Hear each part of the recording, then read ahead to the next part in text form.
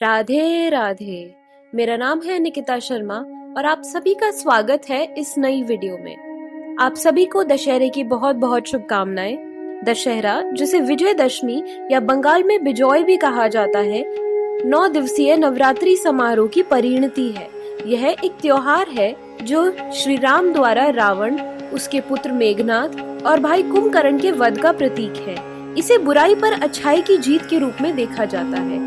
पूरे भारतवर्ष में अलग अलग प्रकार से दशहरा मनाया जाता है। तो चलिए जानते हैं कुछ विख्यात जगहों के दशहरे के बारे में। रामायण, महाकाव्य रामायण श्री राम की कहानी का वर्णन करता है। श्री राम अयोध्या राज्य के निर्वासित राजकुमार थे। वनवास के दौरान वे अपनी पत्नी माता सीता और भाई लक्ष्मण के साथ वन में रहते थे। एक दिन लंका के राक्षस राजा रावण ने सीता का हरण कर लिया। वानरों और लक्ष्मण की सेना की सहायता से श्री राम ने उन्हें बचाने के लिए लंका पर आक्रमण किया। दोनों सेनाओं के बीच कई दिनों तक भयंकर युद्ध चलता रहा। राम को पराक्रमी रावण को हराना बहुत कठिन लगा, इसीलिए उन्होंने 9 दिनों तक देवी दुर्गा के 9 अलग अलग पहलुओं की प्रार्थना की और रावण को हराने के लिए पर्याप्त शक्ति जमा की। दशहरा 10 दिनों तक फैले त्योहार में रावण पर श्री राम की जीत का जश्न मनाता है। राम के जीवन की कहानी को रामलीला नामक लोक कला के रूप में चित्रित किया गया है। हर नुक्कड़ और कोने की अपनी रामलीला होती है, जिसमें लाखों कलाकार दशहरे के दौरान इसे करते हैं। परंपरागत रूप से केवल पुरुषों ने ही रामलीला में भाग लिया, लेकिन अब महिलाओं ने भी उनमें अभिनय करना शुरू कर दिया है। 10वां दिन आतिशबाजी का होता है। इस नाटक की अंतिम क्रिया का मंचन किया जाता है। रावण, उसके भाई और उसके बेटे के कभी कभी लगभग 100 फीट ऊंचे पटाखों से भरे कागज के विशाल पुतलों को आग के हवाले कर दिया जाता है। नियत समय पर राम के रूप में तैयार एक व्यक्ति पुतले पर जलते हुए तीर चलाता है, जो जलने लगता है। जानते हैं कुलुष का दशहरा किस प्रकार मनाया जाता है। हालांकि दशहरा पूरे भारत में मनाया जाता है, लेकिन कुछ हिस्सों में यह उत्सव विशेष रूप से दिलचस्प होता है। हिमाचल प्रदेश का एक छोटा सा शहर कुल्लू अद्वितीय दशहरा समारोह का गवाह है। महाराज रणजीत सिंह, जिन्होंने पंजाब पर शासन किया, जिसमें हिमाचल प्रदेश के कुछ हिस्से भी शामिल थे, उस समय से 150 से अधिक साल पहले यहाँ दशहरा समारोह शेष भारत में होने के 3 दिन बाद शुरू होता है। ऐसा इसलिए है क्योंकि शक्तिशाली महाराजा को उम्मीद थी कि सभी राजा जिन्होंने उन्हें श्रद्धांजलि दी, वे उत्सव के लिए कुल्लू में उपस्थित होंगे।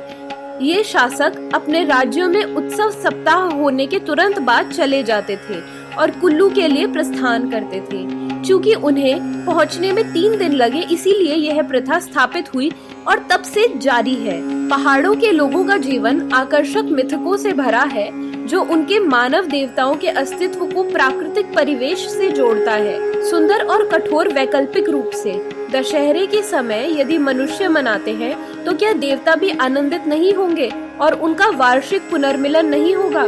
चारों ओर से ग्राम देवताओं को पालकी में कुल्लू लाया जाता है। जुलूस का नेतृत्व संगीतकार और नृतक करते हैं। इस अवसर पर एक विशाल मेले का भी आयोजन किया जाता है।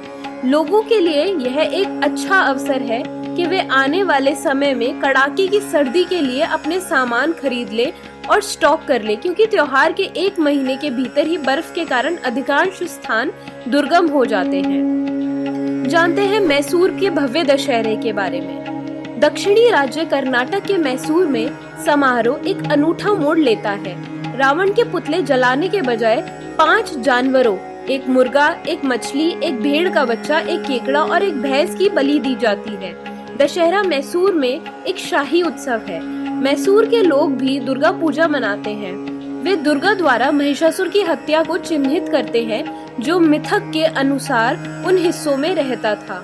यह उत्सव चामुंडी पहाड़ी के ऊपर स्थित दुर्गा मंदिर में मनमोहक दृश्य के साथ आयोजित किया जाता है।